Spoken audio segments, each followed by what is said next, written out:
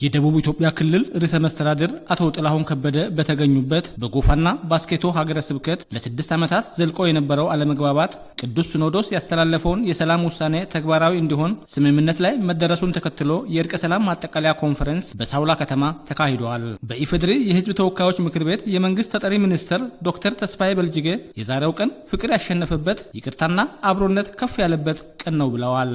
ዛሬ ፍቅር ያሸነፈበት እርቀ ሰላም ምን እንደሆነ በተግባር የተማርንበት ይቅርታና አብሮነት ገኖ የወጣበት ታላቅ ቀን ነው።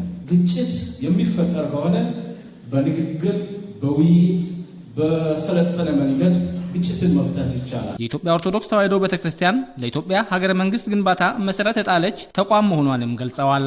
ግጭት በንግግርና በውይይት የመፍታት ልምዳችንን በማጠናከር አብሮነታችንን ማጎልበት እንደሚገባ መልእክታቸውን አስተላልፈዋል። ከሁሉም በላይ ደግሞ ለአንድ ሀገር ስኬት፣ እድገት፣ ብልጽግና፣ ትልቅነት ወሳኙ ሰላም ነው። አባቶቻችን በተደጋጋሚ እንዳነሱት ለሰላም ምንም ቅድመ ሁኔታ የለም።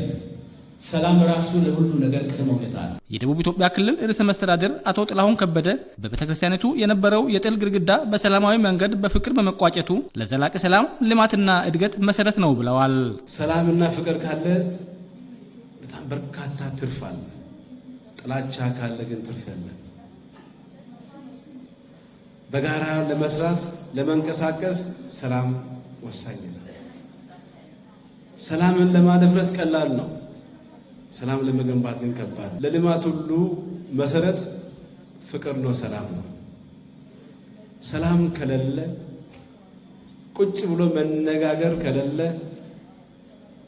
አንዱ ከአንዱ ጋር ተግባቦት ፈጥሮ መንቀሳቀስ ከሌለ የምንፈልገው ብልጽግና የምናልመው ብልጽግና አይሆንም። አሸናፊ ተሸናፊ የሚባል ሳይፈጠር ሁሉ አሸናፊ ሆነው የጥላቻ መንፈስ ወደ ጎን ትተን አብሮነትን ከፍ እናደርጋለን ብላችሁ እንዲፈታ ስትጸልዩ ሰንብታችሁ ዛሬ ይሁን ሆኖ ተቀብላችሁ አብረን ለመደሰት ስለበቃችሁ በቅድሚያ ለጎፋና ለባስኬቶ የሀገር ሽማግሌዎችና የሃይማኖት አባቶች ታላቅ ምስጋናና አክብሮት አቀርብላችኋል። የሰላም ኮንፈረንሱ በአካባቢው የህዝብ ለህዝብ ትስስርና አብሮነት እንዲጠናከር እንዲሁም ልማት እንዲቀጥል ፋይዳው የጎላ ስለመሆኑ ገልጸዋል።